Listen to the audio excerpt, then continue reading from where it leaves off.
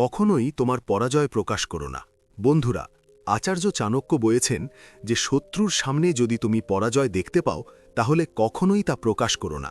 যদি তুমি এমন সময় দুর্বল হয়ে পড়ো তাহলে তোমার পরাজয় 100% নিশ্চিত।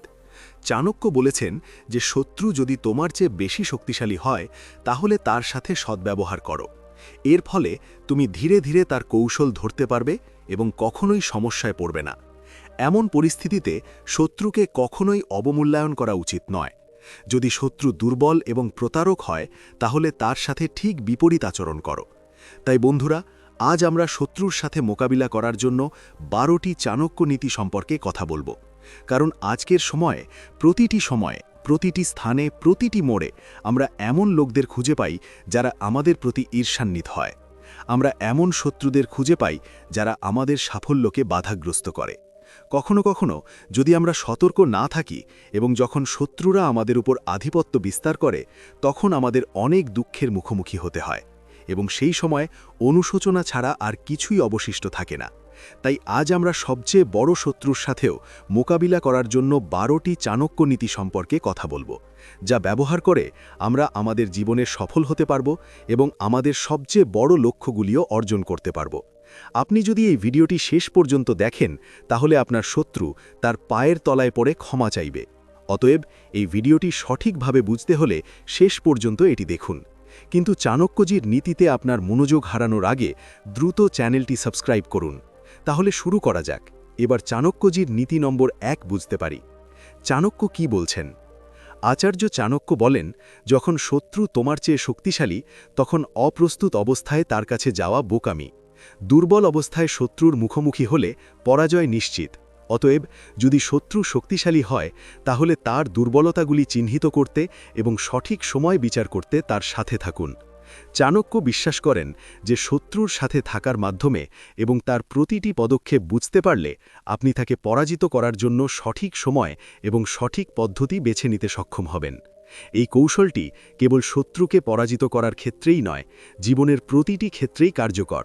ধৈর্য এবং সংযম অনুশীলন করা, সঠিক সুযোগের জন্য অপেক্ষা করা এবং তারপর আক্রমণ করা প্রকৃত বিজয়ের চাবিকাঠি। এবার নীতি নম্বর 2-এ চাণক্য কি বলছেন তা বুঝতে দিন। বন্ধুরা, ধৈর্য ধরুন। শত্রুকে পরাজিত করার জন্য সর্বদা ঠান্ডা মাথায় চিন্তা করুন এবং তারপরে সিদ্ধান্ত নিন। এমন সময়ে ধৈর্য এবং আত্মবিশ্বাস খুবই গুরুত্বপূর্ণ। তাড়াহুড়ো করে এমন কিছু করবেন না যা আপনার ক্ষতি করতে পারে। চাণক্য বলেন যে ধৈর্য এবং আত্মবিশ্বাস হল 2টি স্তম্ভ যার উপর আপনার বিজয়ের প্রাসাদ দাঁড়িয়ে আছে। ধৈর্য ছাড়া নেওয়া যে কোনো সিদ্ধান্তই আপনার ক্ষতি করতে পারে। তাই সর্বদা শান্ত এবং স্থির মন নিয়ে সিদ্ধান্ত নিন। কেবলমাত্র একজন আত্মবিশ্বাসী ব্যক্তিই জয়ী হন। ধৈর্য এবং আত্মবিশ্বাসের সাথে যে কোনো পরিস্থিতির মুখোমুখি হলে আপনার জয় নিশ্চিত। এবার আসুন নীতি নম্বর 3-এ চাণক্যজি কি বলছেন তা বুঝতে পারি। চাণক্য বলেছেন যে আমাদের সর্বদা মুখে হাসি রাখা উচিত। আপনার হাসি এমন শক্তি যা সবচেয়ে বড় শত্রুকেও পরাজিত করতে পারে। চাণক্যের মতে যদি কেউ আপনাকে আঘাত করার চেষ্টা করে তাহলে ভয় পাওয়ার পরিবর্তে খুশি থাকার জন্য যথাসাধ্য চেষ্টা করুন। বন্ধুরা, এটি অবশ্যই কঠিন, তবে এটি সরাসরি তাকে আক্রমণ করবে। কষ্ট সহ্য করার পর তোমার মুখে হাসি দেখলে সে আপনা-আপনি ঈর্ষায় জ্বলতে শুরু করবে এবং তোমাকে হাসতে দেখে সে কখনো হাসতে পারবে না। শুধুমাত্র এই হাসি তোমাকে বিজয়ের মুকুট পরতে সাহায্য করবে। এবং বন্ধুরা, আমি তোমাকেও অনুরোধ করছি যে তুমি সব সময় হাসো, খুশি থাকো এবং সবাইকে খুশি রাখো। এবার আসুন আমরা বুঝতে পারি নীতি নম্বর 4-এ চাণক্যজি কি বলছেন।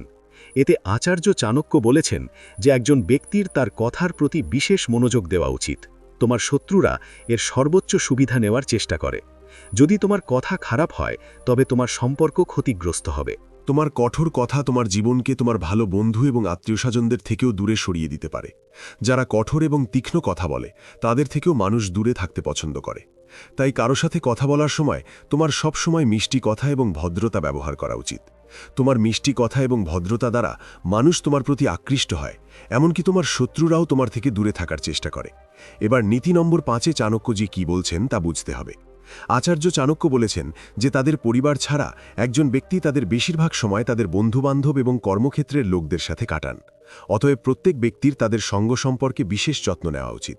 যারা ভালো এবং যোগ্য লোকদের সাথে নিজেকে ঘিরে রাখে তাদের ক্ষতি করার আগে শত্রুরা অনেকবার চিন্তা করে।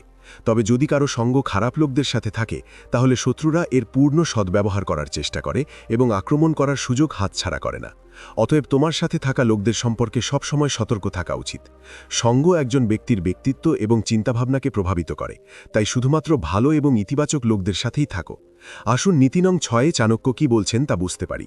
কিন্তু তার আগে বন্ধুরা, আমি আপনাদের হাত জোর করে অনুরোধ করছি, চ্যানেলটি সাবস্ক্রাইব করুন, কারণ আমরা এই ভিডিওটি তৈরি করার জন্য খুব কঠোর পরিশ্রম করি এবং এই সমস্ত কঠোর পরিশ্রম আপনার জন্য। এখন এই কঠোর পরিশ্রমের জন্য একটি লাইক এবং একটি সাবস্ক্রাইব প্রয়োজন, তাই না? তাহলে আসুন নীতি নং 6 চাণক্য কি বলছেন তা বুঝতে পারি। চাণক্য নীতি অনুসারে প্রতিটি ব্যক্তির মাদকাসক্তির মতো খারাপ অভ্যাস থেকে দূরে থাকা উচিত। মাদকাসক্ত ব্যক্তিরা সহজেই শত্রুর কাছে পরাজিত হন। প্রভাবের কারণে একজন ব্যক্তি তাদের বুদ্ধি এবং বিচক্ষণতা সঠিকভাবে ব্যবহার করতে পারে না এবং এই পরিস্থিতিতে তারা এমন ভুল করে যার সুযোগ শত্রু নিতে পারে। আপনার সমস্ত খারাপ অভ্যাস ত্যাগ করুন, অন্যথায় আপনি একদিন তাদের কারণে পরাজিত হতে পারেন। মাদকাসক্তি একজন ব্যক্তির চিন্তাভাবনা এবং বোঝার ক্ষমতাকে দুর্বল করে দেয় এবং এই দুর্বলতা শত্রুকে আপনাকে পরাজিত করার সুযোগ দেয়। অতএব সর্বদা নিজেকে খারাপ অভ্যাস থেকে দূরে রাখুন এবং একটি স্বাস্থ্যকর জীবনধারা গ্রহণ করুন। এবার আসুন জেনে নিই নীতি নং 7 চাণক্য কি বলছেন। বন্ধুরা, আচার্য চাণক্য বলেছেন যে শত্রুকে কখনোই অবমূল্যায়ন করা উচিত নয়। তাদের শক্তি সঠিকভাবে মূল্যায়ন করলে জয় নিশ্চিত হয়। যদি আপনি আপনার শত্রুকে অবমূল্যায়ন করেন তাহলে তারা আপনার প্রতিটি দুর্বলতা আক্রমণ করার চেষ্টা করবে। তাছাড়া জ্ঞানী ব্যক্তিরা কখনো তাদের গুরুত্বপূর্ণ পরিকল্পনা কারো সাথে শেয়ার করেন না। পরিকল্পনা সম্পূর্ণ হওয়ার পরেই তাদের তা ভাগ করে নেওয়া উচিত। আপনি যদি আগে থেকে সবকিছু প্রকাশ করেন তাহলে শত্রু তার সুযোগ নিতে পারে। অতএব আপনার কখনোই আপনার গোপনীয়তা কারো সাথে শেয়ার করা উচিত নয়। আপনার লক্ষ্য এবং পরিকল্পনা আপনার কাছে নিরাপদ থাকা উচিত, কারণ শত্রু সর্বদা আপনার প্রতিটি পদক্ষেপের সুযোগ নিতে চাইছে। এবার আসুন জেনে নিই নীতি নং 8 চাণক্য কি বলছেন। চাণক্য বলেছেন যে শত্রু যদি আপনার চেয়ে বেশি শক্তিশালী হয় তবে এটি আরও বিপজ্জনক। এই ধরনের শত্রুর সাথে মোকাবিলা করার জন্য আপনার গোপনে তাকে পরাজিত করার পরিকল্পনা করা উচিত। আপনার একজন অদৃশ্য শত্রু থেকে সতর্ক থাকা উচিত, অর্থাৎ এমন একজন ব্যক্তি যিনি আপনার সামনে বন্ধুর মতো আচরণ করেন কিন্তু আপনার পিছনে পরচর্চা করেন। আপনার যতটা সম্ভব এই ধরনের লোকদের থেকে দূরে থাকা উচিত এবং গোপনে তাদের আসল স্বরূপ আবিষ্কার করা উচিত।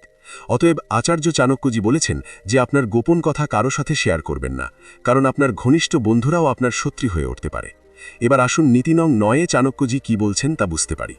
চাণক্য নীতি অনুসারে যদি কোনো ব্যক্তির মধ্যে অহংকারের অনুভূতি জাগে তাহলে এর অর্থ হল যে ব্যক্তি কাউকে তার উপরে মনে করে না। অহংকার বা অহংকার শত্রুর সংখ্যা বৃদ্ধি করে, তাই যতটা সম্ভব আপনার মধ্যে অহংকারের অনুভূতি জাগতে দেবেন না। রাবণ ছিলেন সবচেয়ে বড় অহংকারী এবং সবচেয়ে শক্তিশালীও, কিন্তু তার অহংকারের কারণেই তিনি মারা গিয়েছিলেন। অতএব একজন ব্যক্তি কখনোই অহংকারী হওয়া উচিত নয়। এটি এমন কিছু যা একজন ব্যক্তিকে সম্পূর্ণরূপে ধ্বংস করে দেয়। এবার আসুন নীতি নং 10 চাণক্য কি বলছেন তা বুঝতে পারি। আচার্য চাণক্যের মতে যদি কেউ আপনাকে অপমান করে তাহলে রাগ প্রকাশ করো না, বরং নীরবতা বজায় রাখো। যে ব্যক্তি নীরবে কৌশল তৈরি করে তার সম্পর্কে কারও জানা অসম্ভব। আচার্য চাণক্য নিজেই এই নীতি গ্রহণ করেছিলেন। নন্দ মহারাজের দ্বারা অপমানিত হওয়ার পরেও তিনি নীরবে নন্দকে ক্ষমতাচ্যুত করার জন্য একটি কৌশল তৈরি করেছিলেন, যার ফলে শেষ পর্যন্ত সাধারণ ছেলে চন্দ্রগুপ্ত সম্রাট হয়ে ওঠেন। অতএব যখন রাগ হয় তখন একজন ব্যক্তির চিন্তা ভাবনা করে কাজ করা উচিত। এবার আসুন নীতি নং 11 চাণক্য কি বলছেন তা বুঝতে পারি। চাণক্য বলেছেন যে অনেক ধরনের শত্রু থাকে। আপনি কাকে আপনার শত্রু মনে করেন তা গুরুত্বপূর্ণ। একজন লোভী ব্যক্তি ভিক্ষুকের শত্রু। একজন মূর্খ ব্যক্তির শত্রু হলো সেই ব্যক্তি যে তাকে ভালো পরামর্শ দেয়। খারাপ চরিত্রের মহিলাদের শত্রু হলো তাদের স্বামী এবং চোরের শত্রু হলো চন্দ্র। এটা বোঝা গুরুত্বপূর্ণ যে একজন লোভী এবং লোভী ব্যক্তি যে তার কাছ থেকে কিছু নেওয়ার আশা করে তাকেই সে তার শত্রু মনে করে। একইভাবে একজন মূর্খ ব্যক্তিও যে ভালো পরামর্শ দেয় তাকেই সে তার শত্রু মনে করে। একজন খারাপ চরিত্রের মহিলা তার স্বামীকে তার শত্রু মনে করে। একজন চোর চাঁদকে তার শত্রু মনে করে, কারণ চাঁদনি রাতে চুরি করা কঠিন। এখন আসুন নীতি 12 চাণক্যজি কি বলছেন তা বুঝতে পারি। আচার্য চাণক্যজি বলেছেন যে আজ পর্যন্ত এই পৃথিবীতে কেউ সত্যকে পরাজিত করতে পারেনি। আপনি যদি সঠিক পথে থাকেন তবে আপনার শত্রুরা কখনো আপনাকে পরাজিত করতে পারবে না। আপনি যদি ভুল পথে থাকেন তবে কেউ আপনাকে হারানো থেকে থামাতে পারবে না। সর্বদাই সত্যটি মনে রাখবেন। ঠিক যেমন 5 পাণ্ডব 100 জন কৌরবকে ধ্বংস করেছিলেন, তাই সর্বদা ধার্মিকতার পথ ত্যাগ করা উচিত নয়। এই ধরনের লোকদের কেউ ক্ষতি করতে পারে না। চাণক্য বলেছেন যে শান্তির চেয়ে বড় তপস্যা নেই, তৃপ্তির চেয়ে বড় সুখ নেই, তৃষ্ণা বা আকাঙ্ক্ষার চেয়ে বড় কোনো রোগ নেই এবং দয়ার চেয়ে বড় কোনো ধর্ম নেই। শান্তিতে বসবাস করার জন্য একজন ব্যক্তিকে তার ইচ্ছা এবং ইন্দ্রিয়গুলিকে নিয়ন্ত্রণ করতে হবে। যে ব্যক্তি সর্বদা ছুটে বেড়ায় এবং কামনা করে যে এতে থাকে, সে সুখ পেতে পারে না। গৌতম বুদ্ধ আরও বলেছেন যে কামনার বিনাশ হল দুঃখের বিনাশ। একইভাবে মানুষের লোভ এমন একটি রোগের মতো যেখানে ক্ষুধা কখনো মেটে না। আচার্য চাণক্যজি দয়াকে সর্বোত্তম ধর্ম বলে মনে করেছেন। আমাদের প্রতি কিছু দয়া দেখান এবং এই ভিডিওটি যতটা সম্ভব শেয়ার করুন। এতে আমাদের কঠোর পরিশ্রম সফল হবে এবং যারা সাবস্ক্রাইব করেননি, দয়া করে সাবস্ক্রাইব করুন এবং ধন্যবাদ।